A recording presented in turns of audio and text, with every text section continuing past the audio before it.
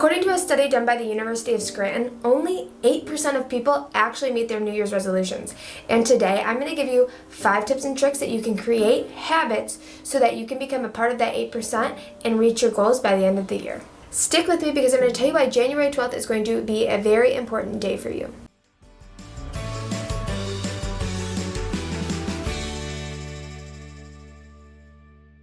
Number 1 is you make goals, but you aren't actually establishing habits to reach these goals. To make habits, you need to decide where and when you're going to do the habits that you're going to do, so you have an actual plan. And when you're making these decisions, consider things that you do already to help you have cues to actually remember to do your new habits. For example, if you brush your teeth every day and you want to work out more, think of when you brush your teeth, you're going to then put on your workout clothes so you can go do your workout. This is going to help you remember to do your workout and get you more motivated to do it each day because you're going to do it the same way each time to create a new habit. A personal example in my life is I have been doing exercises to close my diastasis recti, but I wasn't being super consistent with it, and so I told myself I'm going to do my exercises every night before bed. And so every night when I'm getting ready to go to bed, I think about how I haven't done my exercises yet for the day, and I've actually made it a part of my nightly routine. And on nights when I'm not feeling like I want to do the exercises, which is often because I'm tired at night, I tell myself I can watch a few more minutes of the TV show I'm watching if I lay on the floor and do my exercises before bed. And it has been the key to getting myself to actually do the exercises, having a plan and having something I want to do while doing something that I need to do. If you have a goal of getting in better physical shape, you need to not only have a plan of when and where you're going to do it, but also what you're going to do when you get there. Because not knowing what you're going to do when you get there is going to be another huge barrier in keeping you motivated to getting to actually doing the exercise before you've even done it.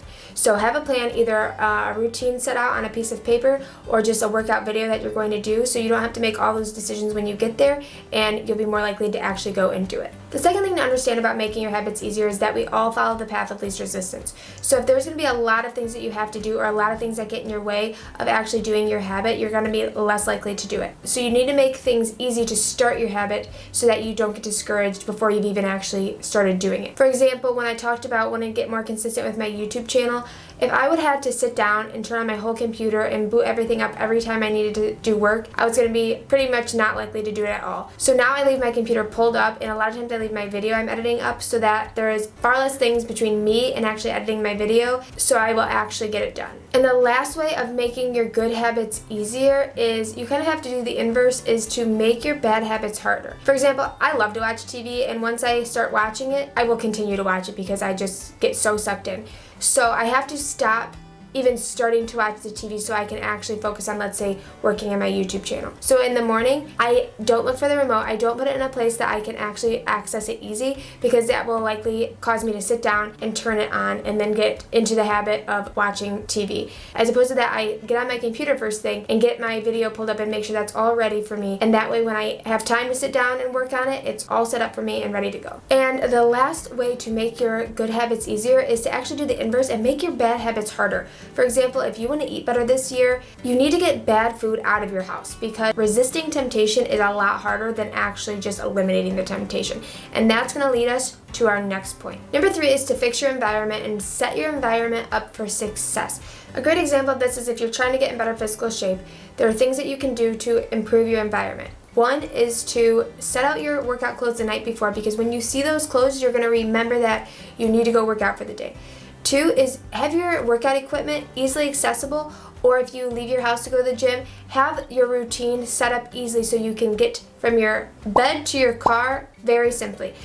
Know where your keys are, have your breakfast set out, etc. The third example is put a goal picture of yourself on your refrigerator so that way when you go to eat, it will remind you of your goals and your habits to eat healthy as opposed to just going for those unhealthy snacks or food that you would normally eat. The fourth way that you can help actually create habits to achieve your goals is to get support. You can find support in your spouse, friends, family. This support is going to keep you accountable so that you actually stay with your habits even when you don't have the intrinsic motivation to do it yourself. This year I want to improve my physical fitness, and my husband is a great support system, but I also have a group of 3 friends that also have goals of getting into good shape, and so we have a group text, and I have been kind of using them as a support to, tell them what I'm doing for the day. They say what they're doing for the day to get in better shape, and this has helped keep me motivated and accountable to my habits and goals. Number 5 is to keep your habits going, and to do this, we need to understand the two reasons why we actually typically quit our habits. The first reason is that our habits are too difficult, which is usually the early reason why you stop your habits. But the reason people give up later is because they get bored. So you need to keep the activities of your habits on the cusp of your ability. For example, if you've been working out and doing the same routine, after a few weeks or months, it's going to get easy. You need to increase the intensity and difficulty of those exercises to keep you interested and motivated. And you can apply this principle to any habit that you are establishing. So you want to know why January 12th is such an important day. According to a study, it was pinpointed that January 12th is the most common day that people quit their New Year's resolutions.